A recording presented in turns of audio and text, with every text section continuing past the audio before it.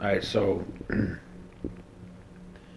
here we are the week before Christmas, and people email me every day, and as you've seen, Dave, I don't know if I've updated you or not, but I launched this ebook, and I'm doing this free J mail newsletter, and it's jcutler.club/jmail, and it's a free newsletter. I'm sending like information about training and uh, some nutrition stuff, and but mostly like. I signed up.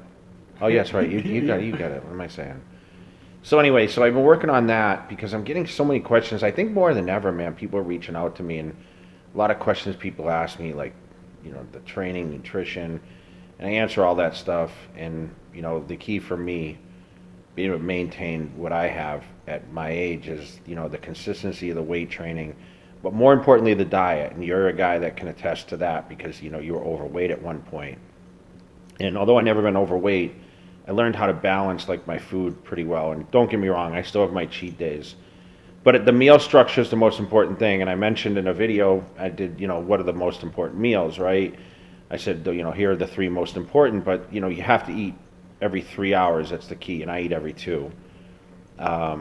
And I try to eat 5 or 6 portion meals a day. Like today, I'll eat 5 for sure.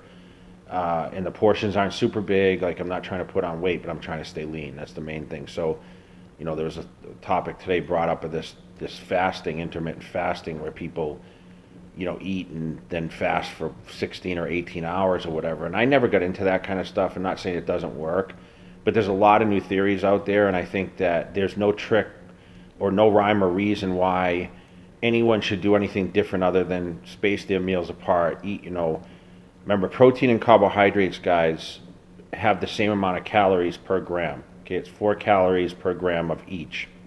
And obviously fat per gram has 9 calories. So that's why I tend to stay away from more fats. And if I do eat fats, it's the better fats, like avocado, nuts, almond butter, that kind of thing, right? I do have my whole eggs in the morning, but the only fats I add to my diet realistically is from natural fat from the meats.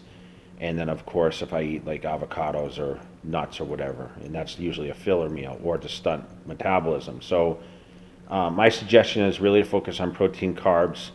Obviously, as you progress and your body starts changing, you hit plateaus, and that's where the good fats come in really, really handy. I know you're a believer in fats, and like when I used to help you with your diet years ago, we didn't focus on as much fat. I mean, I dieted on low-fat protein sources. And I mean like chicken breast, turkey breast, fish, whitefish, protein powders, egg whites, that kind of stuff for protein. And then my carbs always been white rice, some potatoes, oatmeal in the morning or grits, and then just if you count vegetables, some greens. I did eat greens, but it wasn't super important to me. But the current state of today's bodybuilding. I was just in Dubai. I got to see the gym that Big Ramy's training at now. And a lot of people ask me what my prediction is for him. Of course, working with Neil Hill. I really don't have an opinion because I don't know anything of Neil Hill's theories, to be honest. I just know he works with Flex Lewis and William Bonnick, who are top guys. But these are guys that have a ton of muscle, and I think they'd be great anyway, right? So I think ideally, Ramy just needs to focus on what he's best at, and that's obviously holding size, but someone to get him in the best shape possible. My opinion is Ramy needs to come to the States and train the last 6 or 8 weeks. I think ideally that's what's going to be crucial to him. And that's just my opinion. A lot of people go to Kuwait to train and be like focused on Olympia. I think it's the trend's starting to come back around where, the States is still where everyone wants to train. And, even Nathan DeAsher, he's training out, he was in the States training last year. I think he's staying in England and training this year. Guys are staying close to home now. And I think that Ramy has a good chance, but I think Rowley's the one to watch. Obviously Bonnick. I know Josh Lenardowitz is coming back into the Arnold. I'm excited to see him. I'll give my predictions, as that gets closer, but I think you're going to see some new faces here in 19. I'm just curious to see what Dexter Jackson's going to bring. Where he's going to end up. He's qualified because he's Mr. Olympia. We had the discussion yesterday. Mm-hmm. Rode and see where he is. He hasn't even been back in the gym since the Mr. Olympia. But I don't think anything huge and exciting. I don't know what's going on with the Olympia even. I don't know who's running it. I mean, I hear Dan Solomon's running it, but where's Robin Chang? I haven't seen that announcement that he was really stepping away unless I missed it. So I'm curious to see like the whole production of the show and if The Rock is still going to be involved. I hear he's starting his own thing too. So there's a lot of questions up in the air as what the Mr. Olympia was being. I know you and I discussed this.